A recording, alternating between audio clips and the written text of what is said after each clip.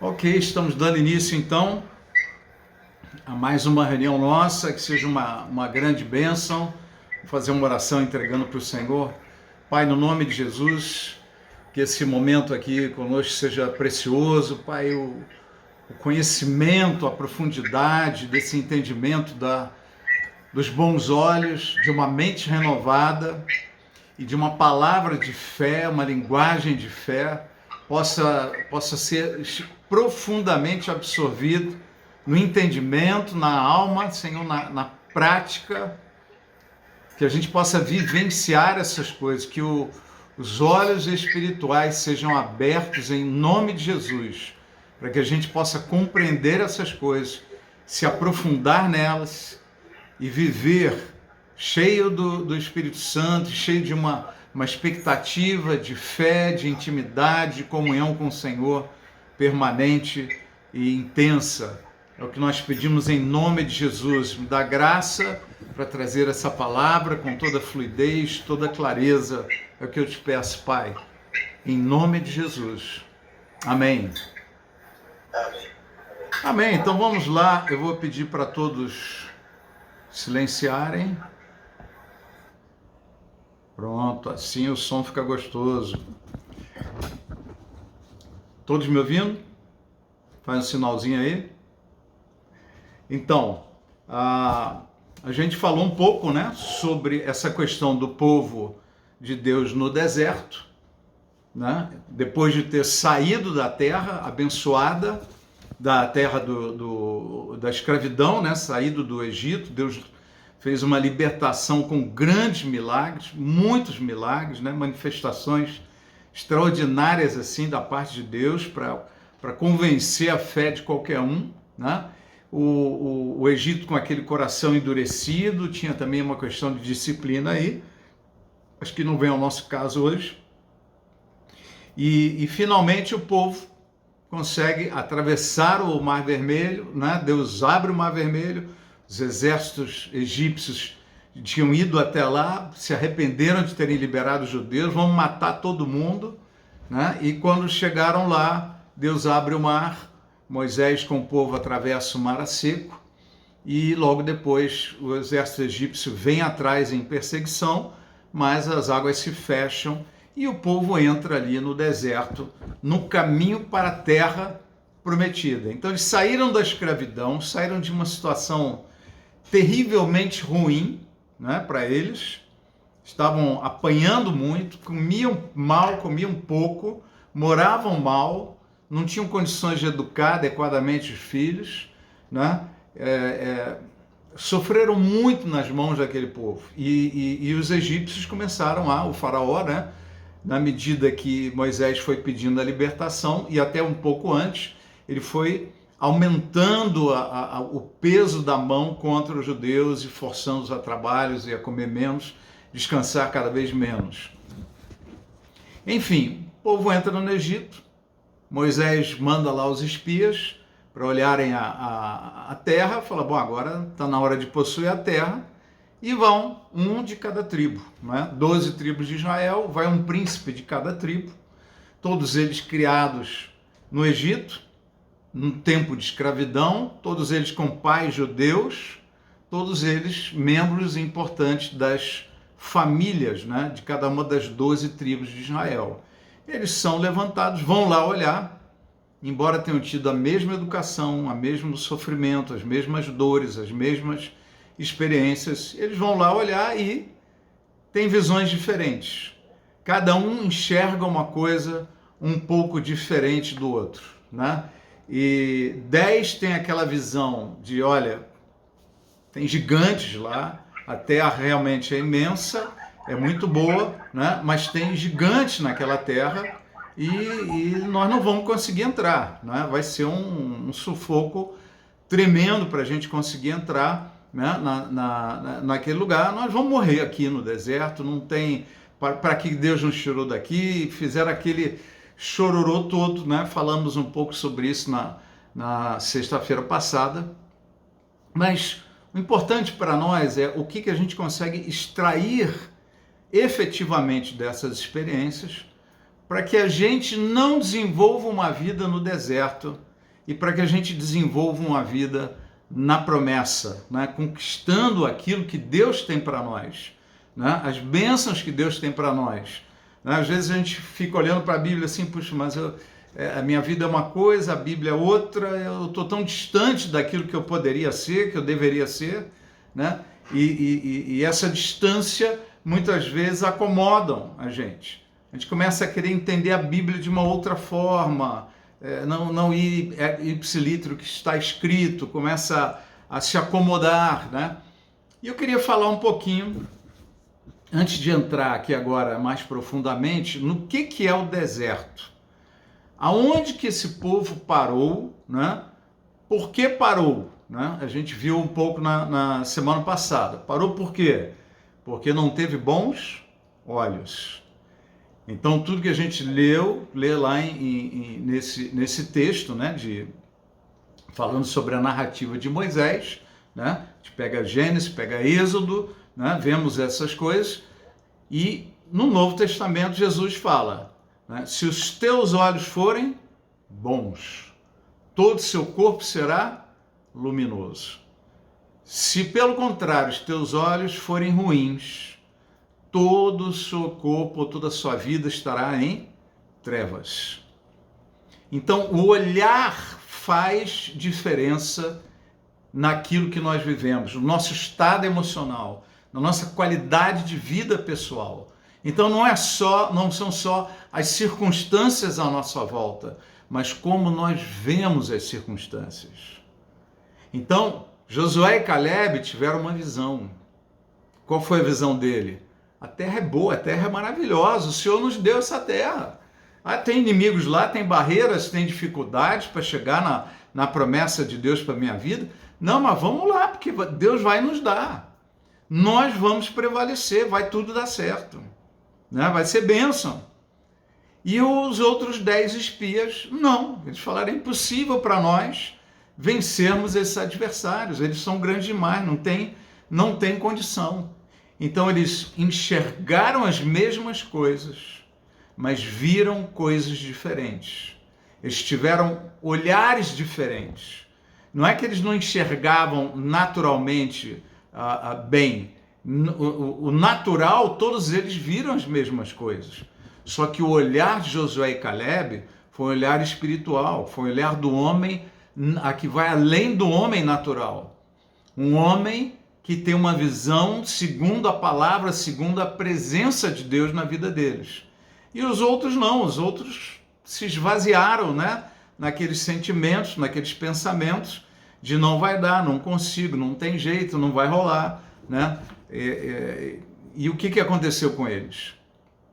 Josué e Caleb viveram felizes, abençoados, e 40 anos depois eles conduziram a geração seguinte para tomar posse da terra prometida, entraram na terra, conquistaram bênçãos maravilhosos. Foi um período glorioso na nação de Israel, né?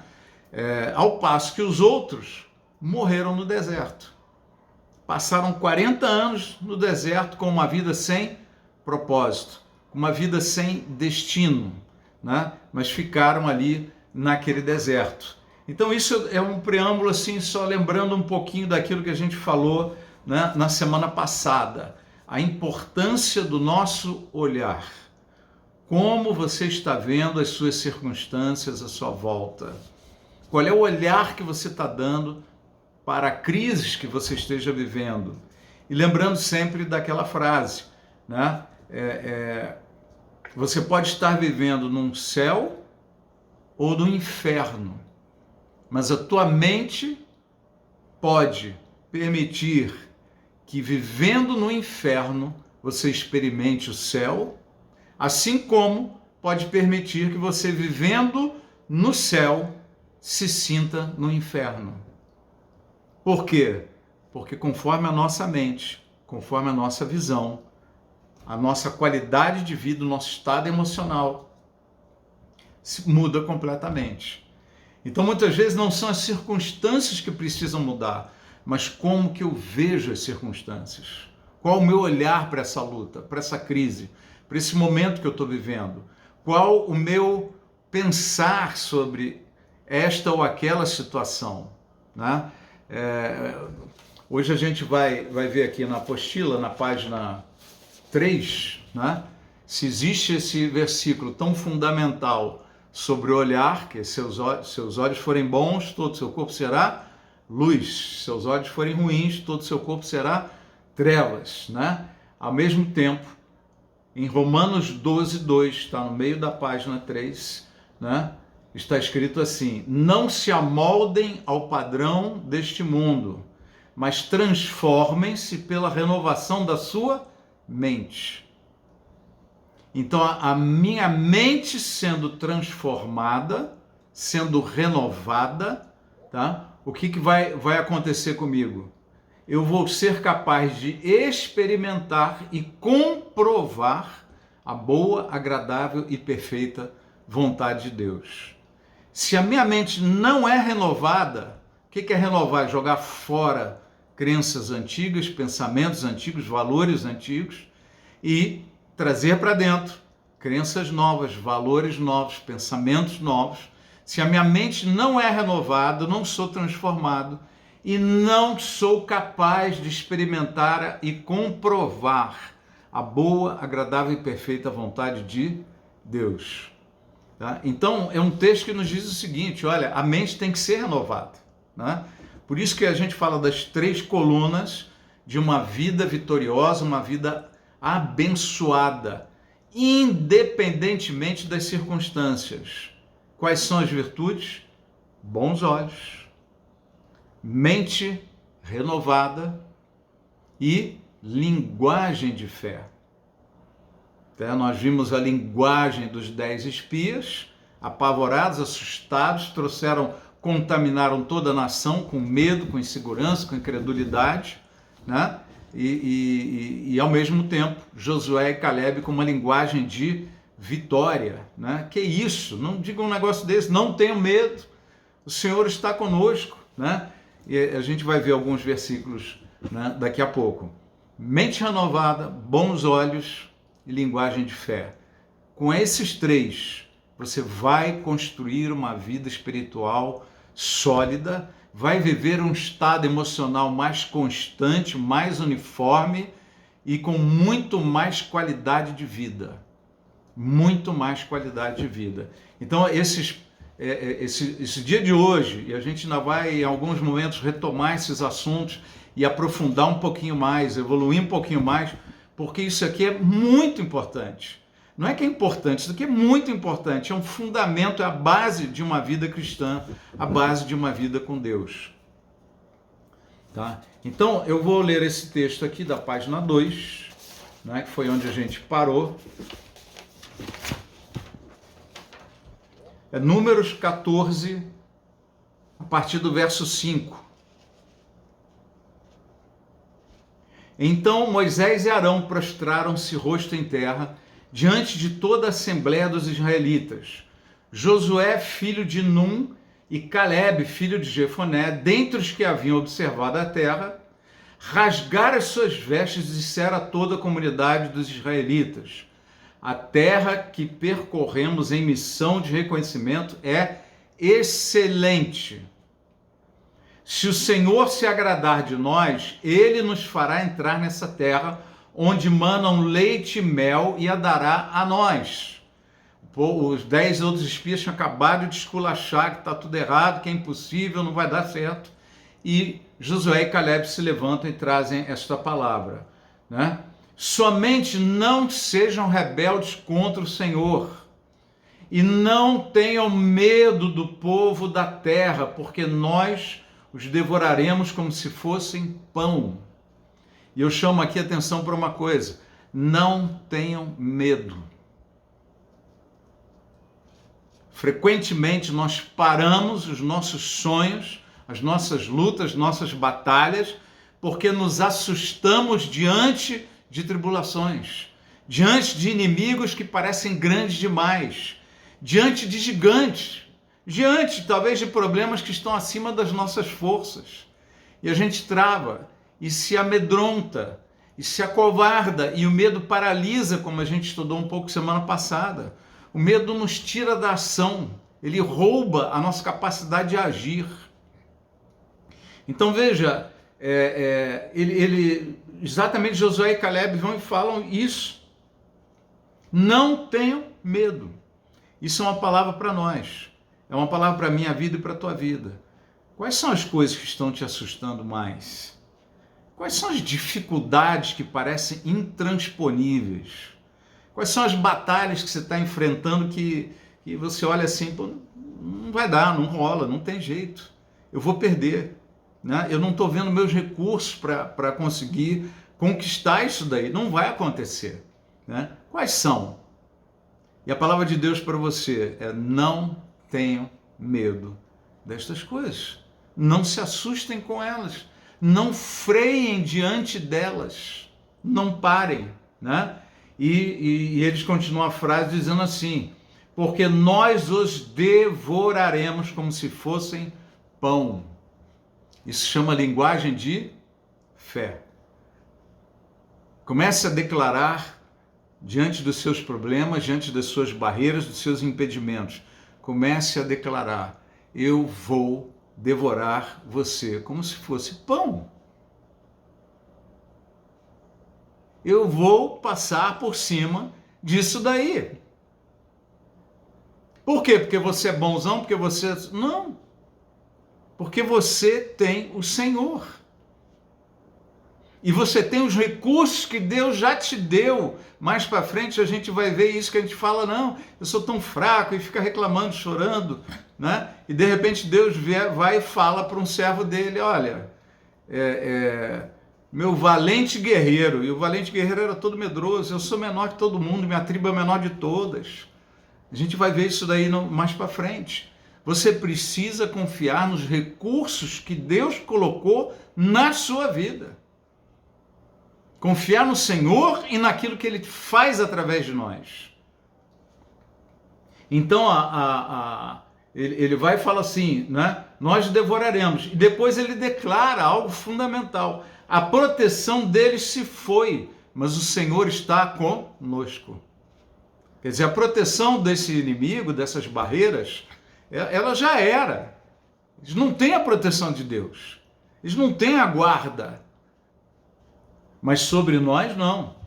O Senhor está conosco. A proteção deles se foi, mas Deus está comigo.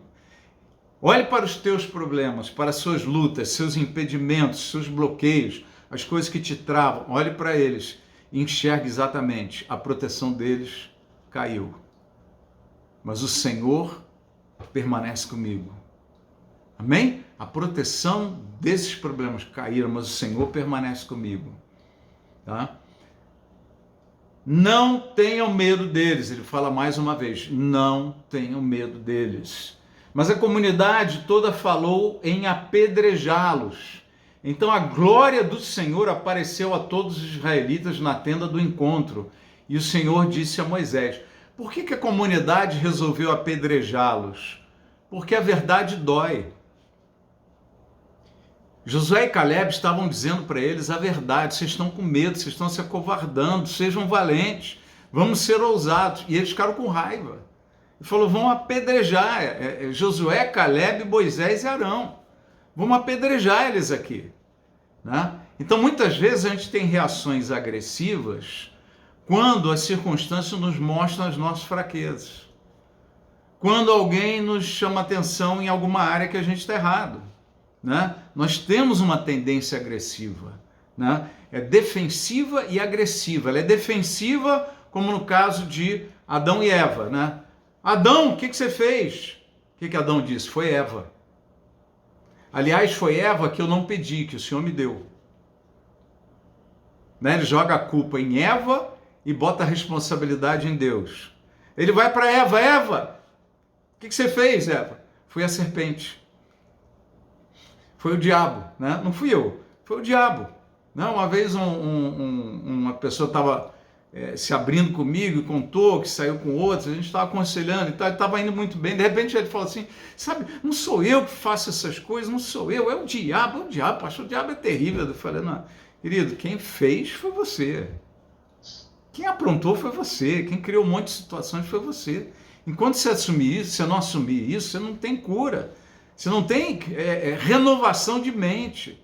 Você continua se defendendo. E a nossa defesa, a nossa postura diante das nossas falhas, ou é defensiva, transferindo culpas, justificando racionalmente, ou quando chega no nível extremo como esse, nós nos tornamos agressivos, né, com a outra pessoa, com aquilo, aquela situação, aquelas pessoas que estão mostrando a minha fragilidade. Tá? Então eles queriam apedrejar, né? Então a glória do Senhor apareceu a todos os israelitas na tenda do encontro. E o Senhor disse a Moisés: até quando esse povo me tratará com pouco caso? Meu Deus, que palavra! Até quando esse povo me tratará com pouco caso? Né? É uma coisa que, quer dizer, como é que Deus enxergou esta situação? Quando a gente está ansioso, está medroso, recua diante dos desafios, não vai à luta no nosso chamado, na nossa transformação, na nossa busca ao Senhor, né? E repete, a gente fica vivenciando de novo os mesmos problemas, as mesmas situações, né? Deus vai... Como é que Deus sente isso? Até quando vão fazer pouco caso de mim? E quantas vezes a gente se pega fazendo pouco caso de Deus? Ansiosos, angustiados, buscando resolver os problemas com a nossa força, se deprimindo, entristecendo-se, ficando ansioso ao extremo, ficando estressado, vivendo desanimado, ficando irritado, brigando. E o Senhor fala: até quando farão pouco caso de mim? Né?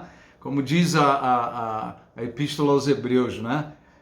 Esforçai-vos, pois, para entrar no descanso do Senhor. Esforçai-vos, pois, para entrar no descanso, quer dizer, faça a força para descansar. Em vez de fazer a força para resolver algo que você não está encontrando o caminho, faça a força para descansar. E no descanso encontre a direção de Deus. No descanso encontre a dinâmica da solução do seu problema, da sua luta. No descanso, não é na ansiedade, não é na depressão, não é no desespero, não é no choro, não é na defensiva, né? Não é na agressividade, não é em lugar nenhum desses, é no descanso. Encontre a força, encontre o poder de Deus, encontre a dinâmica da solução do seu problema, da sua luta, desse impedimento que está te impedindo de avançar mais. E ele segue dizendo assim: apesar de todos os sinais que realizei entre eles. Quer dizer, Deus falou: olha, eu dei inúmeros sinais, não só de que eu sou poderoso, como de eu estou com vocês. Né? Situações em que os egípcios foram atingidos por pragas e nenhum judeu foi. Inúmeras situações, o Egito foi todo atingido e o acampamento dos judeus, onde estavam lá como escravos, nada aconteceu. Lá eles ficaram em paz. Um tormento de granizo e fogo caindo do céu e tal lá no Egito, e logo ali do lado do acampamento dos judeus, nada. Todo mundo na paz, uma tranquilidade, né, tremenda. Então Deus fala de como ele se sente, isso mostra um pouco o que Deus espera de nós. O que o Senhor espera da nossa atitude, né, diante dele? Confia. Ah, mas Deus tem promessa, mas olha, é tão difícil, tantos problemas, tantas situações. Os inimigos estão lá. E ele ainda diz assim: eu os ferirei com praga e os destruirei. Deus está dizendo para os judeus: olha, gente, eu vou destruir os seus inimigos, eu vou ferir eles, vou destruir eles. Mas farei de você uma nação maior e mais forte do que eles. Então isso para nós é uma coisa tão importante, que Deus está dizendo o seguinte: olha, não se impressionem com as lutas, com as batalhas, com as dificuldades na frente. Não se impressionem. porque elas todas vão ser retiradas, ela vai passar, tudo isso vai passar. Mas o meu propósito com tudo isso é fazer de vocês pessoas mais, né, uma nação maior e mais forte. Deus quer fazer de você uma pessoa melhor, mais forte, uma pessoa maior. Deus quer fazer de cada um de nós. Então, por isso que a palavra de Deus, né, fala com toda clareza, né? Em Tiago fala: tende por motivo de toda alegria o passarde por várias provações, porque a provação da vossa fé, uma vez confirmada, produz perseverança. Ora, a perseverança deve ter ação completa em vós, para que sejais perfeitos e íntegros, em nada deficientes, preparados para toda boa obra. Então, a ação das tribulações, das lutas, o propósito de Deus sempre continuará sendo de nos fazer maiores, mais fortes, melhores pessoas. Esse é o propósito. Quando você pensa que o negócio, não, você está pensando, não, porque eu estou sendo destruído, você não está sendo destruído. O que está sendo destruído é a tua fraqueza, a tua carne. São as coisas que têm que afastar da tua vida, das nossas vidas. Mas você está sendo construído, construída, uma pessoa, um homem, uma mulher, mais forte no Senhor, mais firme, com uma fé mais inabalável, com um coração mais sensível, mais aberto, com bons olhos, mente renovada e linguagem de fé, né? Linguagem de fé. Josué, aqui eu falo, já não faz parte do texto, né? Eu falei aqui, Josué falou positivamente, cheio de fé na promessa de Deus. A proteção deles se foi, mas o Senhor está conosco. Não tenham medo deles. Essa geração aqui, querido, a partir desse momento, foi determinado que eles não tinham condição de entrar na terra. Com essa geração, Deus não poderia fazer essa obra. Eles iam cair pelo caminho. E aí eles ficaram 40 anos no deserto. 40 anos no deserto. E veja, o deserto na Bíblia, ele não é só esse lugar árido que todo mundo fala, não, ou que muita gente fala. O deserto, o que acontecia nesse deserto aí? Caía pão do céu. Deus mandava carne para eles comerem. Tinha churrasco. Tinha churrasco, tinha sanduba, tinha pão de queijo, né? Tinha um monte de coisa gostosa ali, né? Ah, mas de noite é gelado. É gelado. Mas Deus mantinha uma tocha de fogo durante a noite, para eles não sentirem o peso do frio. Ah, mas durante o dia fazia 50 graus. Mas Deus colocava uma sombra. E eles andavam permanentemente embaixo da sombra. Permanentemente eles ficavam à sombra. Não sentiam o peso do calor, nem de dia, nem o peso do frio durante a noite. Isso foi o deserto também.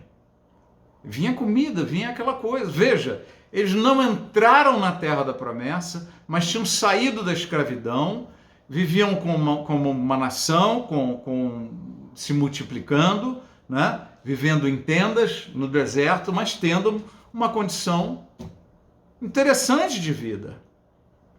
Então o deserto é também um lugar de conforto.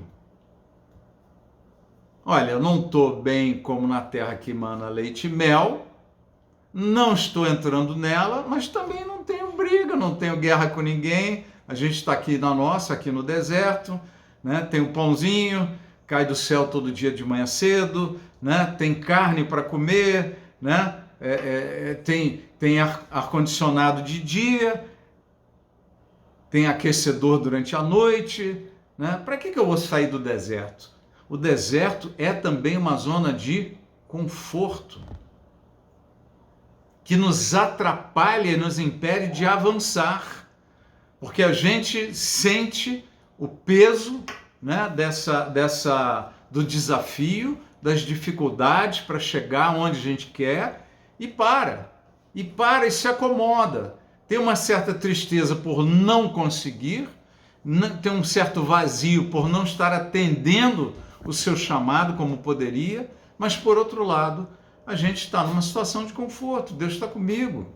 Olha só, tem a tocha aqui, tem a sombra durante o dia, tem comida, tem pão. Deus está conosco. Né? Quando acaba a água, um milagre lá e aparece a água, vem a água, não sei de onde, da rocha, né? A água amarga se transforma em água boa, então a água venenosa, né, se transforma em água potável. Então você tem uma série de situações que nos acomodam. E aquele povo viveu 40 anos acomodado. E Deus entendeu, logo no primeiro ano, que aquela geração não poderia avançar. Porque o que faltou àquela geração? Bons olhos, como os de Josué e Calebe, que viram o inimigo, mas viram mais do que eles as promessas. Tiveram boa linguagem de fé, né? Lembra do mas? O poder está naquilo que vem depois do mas e não antes do mas. Tem o inimigo lá, são nações poderosas, mas o Senhor já nos deu essa terra. Ele é conosco. A força, a proteção dele se foi, mas o Senhor permanece conosco. Nós vamos amassar eles que nem se amassa o pão. Ponto. O que eu falei depois do mas, né? Como é que está o seu casamento? O casamento está difícil, a gente está tendo umas brigas, conflitos e tal, tem dificuldades, mas a gente está se superando, a gente se ama e Deus vai estar nos ajudando a guardar esse casamento. Amém? Uma linguagem de fé. O que você falou depois é maior do que as dificuldades que citou antes. Certo? Então, a nossa linguagem de fé faz muita diferença. Tá? Por exemplo, uns pais que estão orando pelos filhos, orando por um filho especial que tira péssimas notas, que não está indo bem, e os pais vão e oram, intercedem, Senhor, ajuda, levanta ele e tal. Aí o filho chega com aquele boletim, né, mais vermelho do que a caneta vermelha, né, mais vermelho do que o sangue. E aí os pais olham para o boletim, olham para o filho e começam a espinafrar, você não tem jeito, você não vai em lugar nenhum, né? Eu tenho uma família que eu aconselhei, uma época que os pais falaram assim para mim, a gente foi dar uma dura no filho, por causa de mais uma repetição de ano, e quando a gente começou a falar com ele, ele interrompeu e disse assim, eu já sei, eu sou burro e burro, e não vou ser nada na vida. Veja, esta era a linguagem que os pais estavam usando com o filho. O que o filho estava absorvendo? O que os pais estavam dizendo. Que ele era burro. Eu estou na aula, não estou entendendo direito um assunto. E aí, o que me vem na cabeça? Eu sou muito limitado mesmo. Eu sou burro, eu não consigo aprender essas coisas. E aí aquilo vai se fortalecendo na mente dele, como uma crença. Uma crença vai se consolidando na cabeça de um jovem, de que ele é burro, que ele não consegue, que ele não entende, né? Eu sou péssimo com números. E você começa a repetir, eu sou péssimo com números. Aparece uma questão numérica na tua frente, quantitativa, e você fica lá, não sei, não consigo, eu sou péssimo com números. Eu sou péssimo com línguas, aí eu não consigo aprender nenhuma língua. Por quê? A minha mente começa a acreditar naquilo que eu estou declarando. De tanto repetir, eu começo a acreditar naquilo. E eu começo a enxergar aquilo. E a gente fica travado por causa de uma linguagem ruim. Uma linguagem de incredulidade. Eu não consigo, eu não posso. Isso é uma linguagem de impossibilidade. Não vai dar certo. Nós não vamos conseguir, né? Mas a Bíblia fala o quê? Eu tudo posso naquele que me fortalece. Então eu preciso, o que é uma renovação de mente? Eu preciso tirar aquele pensamento, aquela crença de que eu não consigo, eu não posso, eu não sou bom com números, eu não sou bom com línguas, eu sou burro, a professora disse que eu sou burro, eu tirei nota ruim, eu fui fortalecendo essa crença dentro de mim e eu me transformo num burro de tanto falar, mesmo sem ser.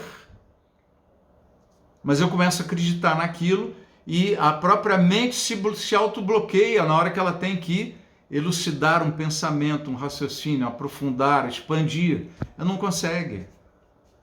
Por quê? Porque essa é a crença dela. Eu não consigo, eu não posso, eu não sei, eu não tenho capacidade. 99,9% dos casos é um pensamento errado. Nós podemos, sim. Se alguém falta sabedoria, peça a Deus que nada nos impropera ou nada nos nega. Se você sente falta de sabedoria, peça a Deus. Ah, não estou entendendo matemática, cálculo, geometria, enfermagem, sei lá, qualquer coisa que você esteja estudando. Não estou entendendo informática, não sei o quê. Deus, eu não estou entendendo, eu preciso de sabedoria, me dá? Me dá essa capacitação? Amém, as coisas começam a fluir. Mente renovada. O que é uma mente renovada? Eu não creio mais que eu não posso, não consigo. E eu começo a crer o quê? Que eu tudo posso naquele que me fortalece. Quem tudo pode é Deus? Não, sou eu. É claro que Deus tudo pode. Mas o que esse texto está dizendo? Que quem tudo pode é Deus? Não, o texto está dizendo que eu tudo posso. Mas é na minha força, na minha capacidade só? Não. Eu tudo posso naquele que me fortalece. Em Deus eu tudo posso. Eu sou o agente. Deus é o poder que me dá o suporte e faz as coisas acontecerem. Mas o agente sou eu. O agente é você. Você que tudo pode.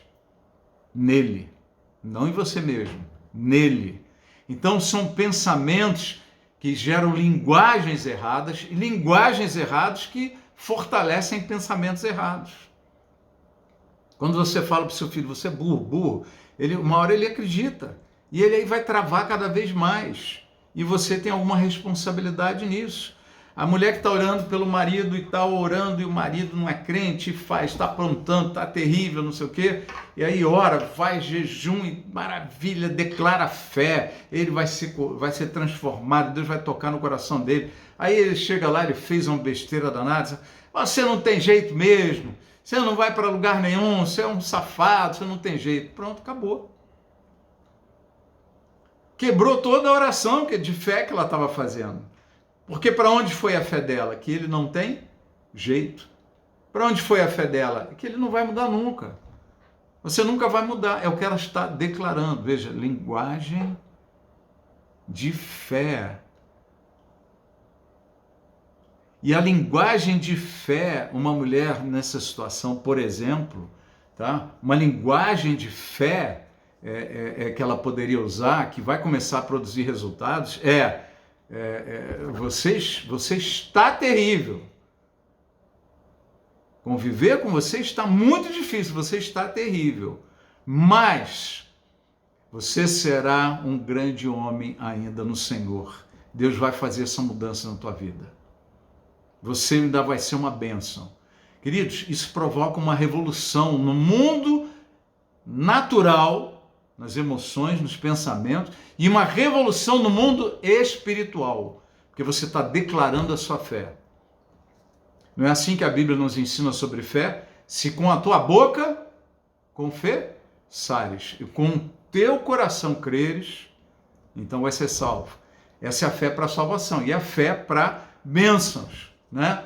Se tudo aquilo que você pedir crendo, você vai receber. Crendo que já recebeu, você vai receber. Então, quando a mulher numa situação dessa, ela reclama, ela fala do marido, você está terrível, isso está errado, mas você ainda vai ser um grande homem de Deus. Você ainda vai mudar completamente seu comportamento. O teu futuro é outro. Linguagem de fé. O diabo está ouvindo, Deus está ouvindo, O mundo espiritual está ouvindo. Ela está ouvindo, está fortalecendo a fé dela com essa linguagem. E outra pessoa está ouvindo. É o marido. O que o marido está recebendo? Eu vou ser um grande homem ainda. Eu ainda vou ser uma bênção. A minha vida vai ser transformada. E isso começa a alimentar os pensamentos dele. E a mente dele vai sendo preparada, semeada, para que um dia ele abra o coração e a palavra de Deus produza os frutos que ela tem que produzir na vida dele. Os pais brigando com os filhos, tal, você não tem jeito mesmo, você é burro, não sei o quê. Não. Cara, você não está levando a sério. Você tem muito mais capacidade que isso. Eu tenho certeza. Se você fosse um burro, tá? Eu nem ia ficar aqui brigando com você, porque você está dentro do seu limite mesmo. Mas não é. Você é inteligente. Deus te colocou competência, capacidade na tua vida. Você ainda vai crescer e vai ser um grande homem. Mas você tem que sair desse lugar de conforto. Tem que sair desse lugar de preguiça. Olha a diferença entre você usar linguagem de fé, a linguagem, nós temos que ficar inteligentes com a nossa linguagem, espirituais com a nossa linguagem. Tá? Então, por exemplo, um casal está brigando muito. Tá? E aí o marido vira para a esposa e fala, mas você é muito chata. Você é... O que eu estou definindo sobre ela? É um estado permanente. Essa é a natureza dela. Você é chata. Você é chata. Quando você chega e diz, você está chata, o que aquela pessoa está recebendo? Não é que eu sou chata, mas neste momento eu estou chata. Você está preguiçoso. Não é que eu sou preguiçoso, a minha natureza não é preguiça. Mas nesse momento eu estou com preguiça. O marido está muito nervoso, está todo lá querendo brigar e discutir, e a mulher vira e fala, você está nervoso, você está agressivo, para. É diferente de dizer, você é agressivo. Se eu sou agressivo, então eu só estou cumprindo a minha realidade aqui. Eu vou continuar agressivo porque eu sou agressivo. Mas se eu estou, é algo que pode mudar. É uma coisa temporária. Tá claro isso? Consegue absorver a diferença de algo que falam para você e algo que você fala para os outros também? A diferença entre estar e ser. Quando você vai confessar uma fraqueza, não, porque eu sou muito fraco nessa área. Quando você declara que você é muito fraco, eu sou muito fraco com a questão de dinheiro, porque, sabe, quando é dinheiro, eu já entro em crise, não sei. Pare de declarar isso. Você pode, se quiser declarar alguma coisa assim, fala, eu estou muito fraco, eu estou muito sensível com crise financeira, eu estou ficando abalado mas se você diz, eu sempre fico abalado, o que minha mente está sendo programada? A ficar sempre abalada com qualquer situação, qualquer escassez financeira. Eu sou um rabo de saia, eu sou sem vergonha, não sei o quê. Passou uma mulher bonita, o que o cara vai fazer? Ele vai olhar, porque ele é um sem vergonha, ele não está um sem vergonha, ele é. Então a linguagem atrapalha a transformação ou ajuda a transformação. Declare coisas boas. Se saiu da tua boca um negócio assim, não, eu sou muito fraco mesmo nessa área, não sei o quê, já soltou, mas declara depois, mas eu estou melhorando. Eu estou melhorando. Cada vez mais. Eu estou saindo desse buraco cada vez mais, né? Inverta a linguagem. Amém? Vamos avançar mais um pouquinho aqui que o tempo voa. Então aqui estamos na página 3, né? É importante entender que os bons olhos, a linguagem de fé que a gente está falando aqui agora, e a mente renovada, transformáveis pela renovação da vossa mente, para que possamos experimentar e comprovar a boa, agradável e perfeita vontade de Deus. Então, esses 3 elementos, os 3 têm vida própria, só que um alimenta o outro. Se eu começo a falar de uma forma edificante, construtiva, uma linguagem espiritual, o que eu vou fazer? Eu vou começar a alimentar a renovação da minha mente na direção desta linguagem. Se eu começo a falar de alguma forma positiva, eu começo a alimentar o meu olhar para ter bons olhos. Se eu tenho um bom olhar, eu desenvolvo um bom olhar para a minha vida, para tudo que está à minha volta e tudo, eu vou influenciar também a minha linguagem de fé. Se eu tenho um bom olhar, eu vou alimentar a renovação da minha mente.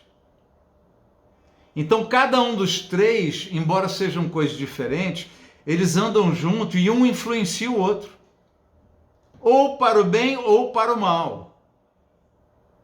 Um olhar ruim me joga para as trevas, né? E me deixa a mente cheia de pensamentos de trevas e frases de incredulidade, de derrota, de fraqueza. Mas quando eu tenho um bom olhar, eu fortaleço a minha mente espiritual. Eu fortaleço a minha linguagem de fé. Mais para frente a gente vai ver como trabalhar um pouco melhor os bons olhos, mas é uma coisa fundamental, pautada em cima da gratidão. A Bíblia diz: em tudo dai graças. Por quê? Porque todas as coisas cooperam para o bem daqueles que amam a Deus. Então, se coopera para o meu bem, tudo que está acontecendo na minha vida eu posso agradecer. E a gente precisa desenvolver a gratidão. Quando você começa a ter a prática, o hábito, diariamente, olhar para as coisas boas que aconteceram no dia e agradecer a Deus, Deus, poxa, obrigado, porque eu tive um cafezinho tão gostoso com aquela turma ali, foi um papo agradável. Ah, o pessoal contou piada. Ah, eu encontrei aquela pessoa que não vi há algum tempo, dei um abraço tão gostoso, matei a saudade, né? Tivemos um tempo bom. Puxa, teve uns 2 negócios que não saiu do jeito que você esperava, mas teve 1 ou 2 que você fechou. Então, é aqueles negócios que você fechou, tá? O bons olhos, ele olha para as coisas boas e dá mais importância a elas. Os olhos ruins, eles olham para as coisas, focam nas coisas ruins e dão mais importância às coisas ruins. Então aquilo vai entristecendo, vai mexendo com o estado emocional da pessoa e jogando ela para baixo, tá? Então a gratidão, ela aumenta a qualidade do nosso olhar.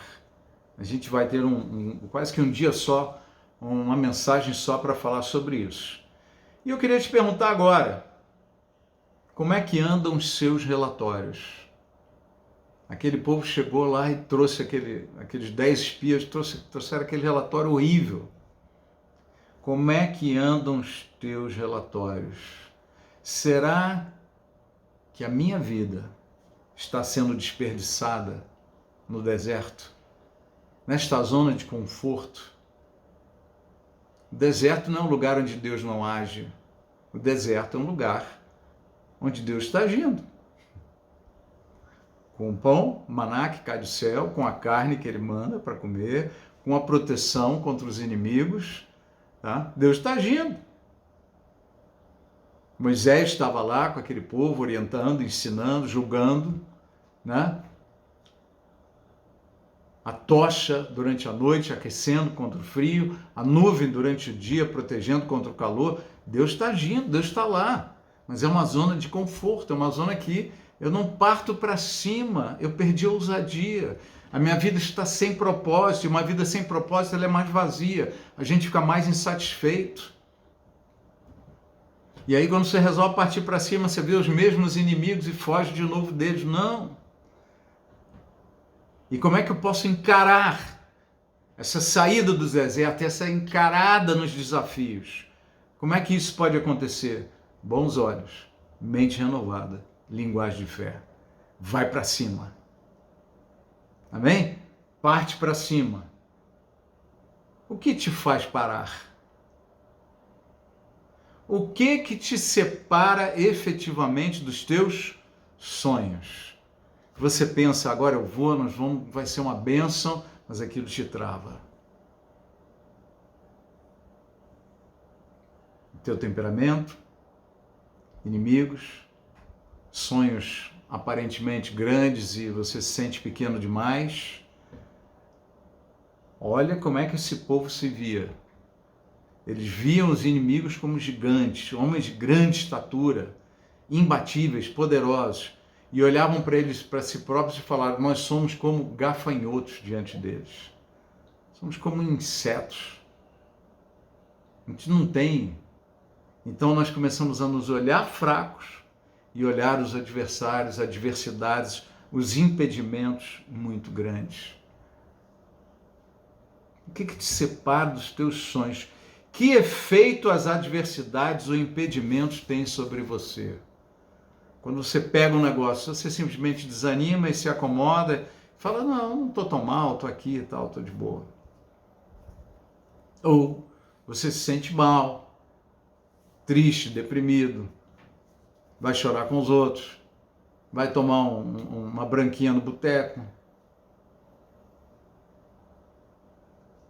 vai procurar uma pessoa interessante para você flertar ou fazer outra coisa. Vai assistir 24 horas de Netflix para não pensar no assunto, ou vai ficar vendo as novelas. Qual a tua reação ou que efeito as adversidades têm sobre você? Será que você é dirigido pelo Espírito Santo ou pelas adversidades e impedimentos? Deixa a vida me levar, a vida leva eu, né? Quantas vezes a gente deixa a nossa vida viver desse jeito? No deserto lá, tá tranquilo, vivendo com Deus, acorda um dia depois do outro, mas partir para cima dos sonhos, das promessas, do seu chamado de uma forma mais plena, mais efetiva, cadê? Né? Cadê? Né? Então, será que nós estamos sendo dirigidos pelo Espírito Santo ou pelas adversidades e impedimentos? Tem uma circunstância aqui. Às vezes nós somos simplesmente guiados por circunstâncias. Se a porta se abriu, eu vou. Se a porta é fechada, eu não vou. Mas não, a palavra diz para a gente se dirigir por direção do Espírito de Deus. Qual é o seu chamado? Para onde o teu coração está ardendo? O que é para você fazer hoje? Né? Como é que eu posso avançar nos meus sonhos de família, de conquistas? Às vezes até a tua carreira profissional, as coisas que você quer ter. De repente um imóvel para morar, uma casa própria, uma empresa, um negócio que você quer abrir. Seja lá o que for, né? Mas que seja para a glória do Senhor. Que fizer, faça em nome de Jesus. Quanto tempo mais você vai perder no deserto? Nesta zona de conforto, nesse lugar que não é pleno e também não é totalmente ruim. Quanto tempo mais você vai perder? Até quando você será um espectador na sua vida, vendo a sua existência passar e você só assistindo e não assumindo as rédeas e indo adiante? Eu estou na página 4 agora. Quando você irá se tornar o protagonista da vida? Aqui eu preciso gastar um tempinho, porque muita gente fala o seguinte: olha, o protagonista da minha vida é Jesus. Não é, você não entendeu ainda. Se fosse assim, a vida de todo cristão seria igual. Mas não é. Uns crescem mais, outros menos, uns caem, outros se levantam, se superam, vão adiante, vão mais. Cada um tem uma história diferente. Você é o protagonista da sua vida. Adão foi o protagonista da vida dele. Cada homem de Deus ou não de Deus é o protagonista da sua vida. E se você não entende isso, você não consegue assumir as rédeas. Mas quem tem que assumir as rédeas não é o Senhor? Não. Eu assumo as rédeas e me entrego à direção de Deus. É diferente. É diferente, muitas vezes nós nos deixamos levar pelas circunstâncias. Se isso acontecer é de Deus, se não acontecer não é assim, gente. O evangelho foi erguido e levantado em cima de suor, sangue, lágrimas, muitos sacrifícios, e praticamente todos os apóstolos foram mártires, morreram, foram mortos por causa do evangelho. João foi preservado até o final, né? Possivelmente o único deles, porque historicamente se narram sobre todos os 11 que eles morreram pelo evangelho.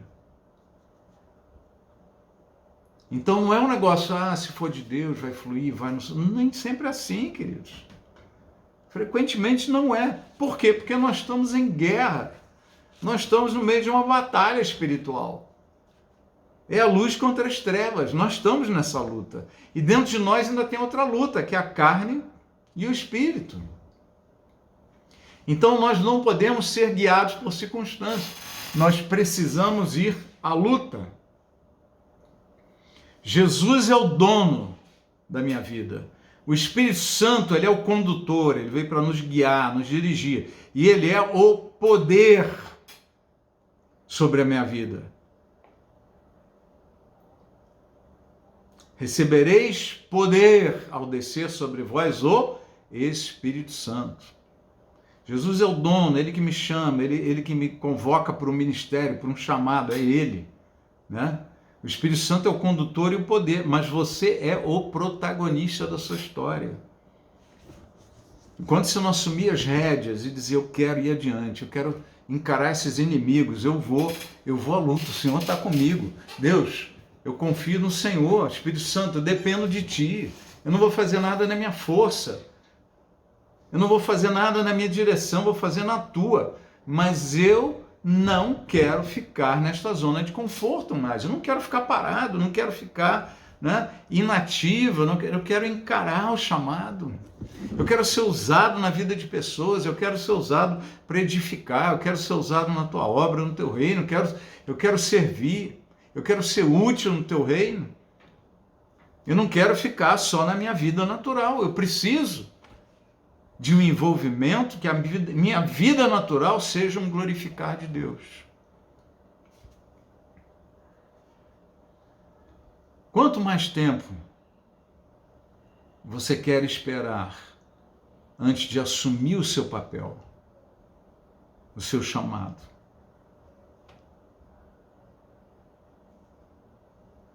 Espia um pouco a sua vida. Olha para dentro de você agora. A sua história, as coisas que têm acontecido, qual é a direção que arde o teu coração, o que você gostaria de estar servindo, de estar vivendo, o que lá no fundo da tua alma arde para fazer, para ser. Deixa esses pensamentos, essa palavra entrar dentro de você, produzir efeito. Deixa o Espírito Santo tratar um pouquinho com você agora. Se quiser, você pode fechar os seus olhos aí onde você estiver, mas deixa o Espírito de Deus te tratar nessa hora.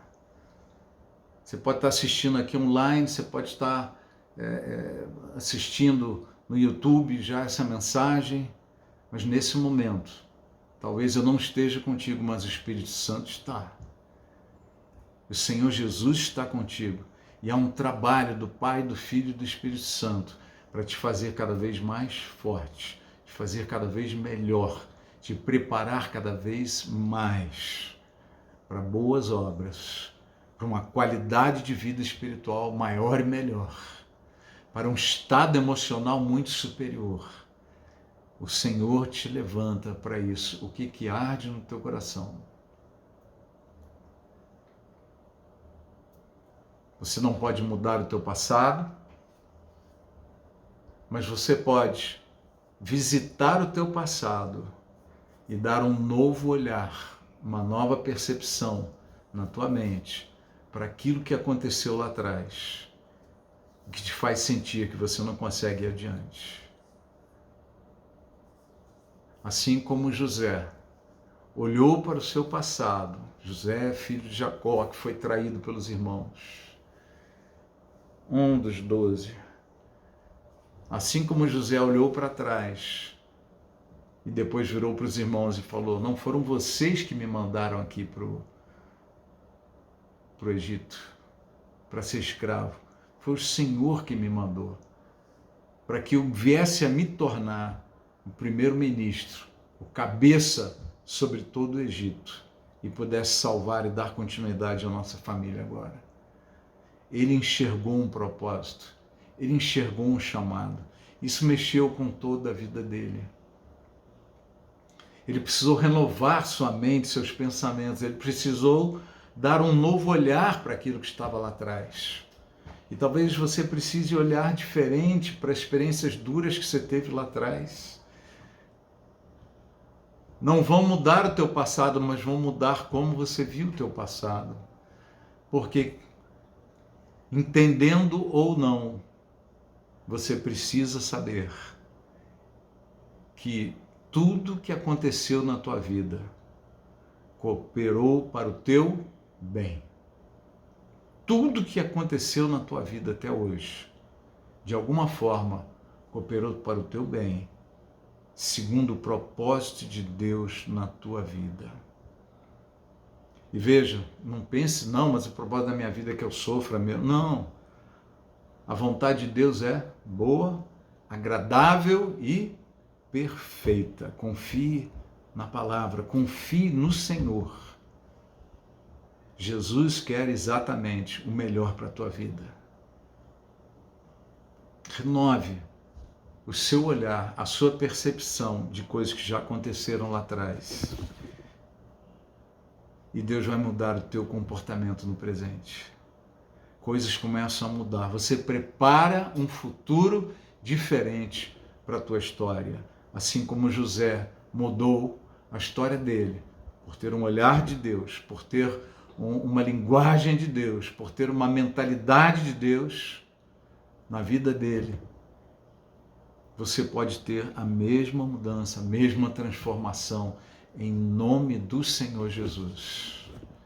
Em nome do Senhor Jesus. Pai, eu te peço, abençoa a vida de cada um desses teus filhos e filhas, para que sejam fortes, sejam valentes, sejam ousados, e, Senhor, que possam estar sendo fortalecidos na fé, na compreensão, no entendimento, na qualidade do olhar, na qualidade das suas crenças, da sua mente espiritual e da sua linguagem de fé, para que avancem, que conquistem, que sejam servos úteis, extremamente usados pelo Senhor, que a vida deles vale a pena de ser vivida, a vida de cada um de nós, Senhor, eu me incluo, que a gente possa agradar ao Senhor e viver essa vontade boa, agradável e perfeita nos nossos dias, que possamos conquistar os sonhos do Senhor que estão dentro de nós, no nosso íntimo, no nosso homem interior, na mulher interior.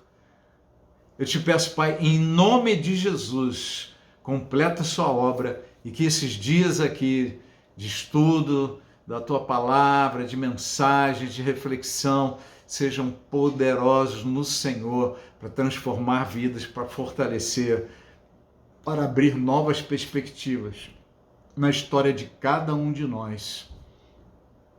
Em nome de Jesus Cristo. Amém. Amém. Uma boa noite.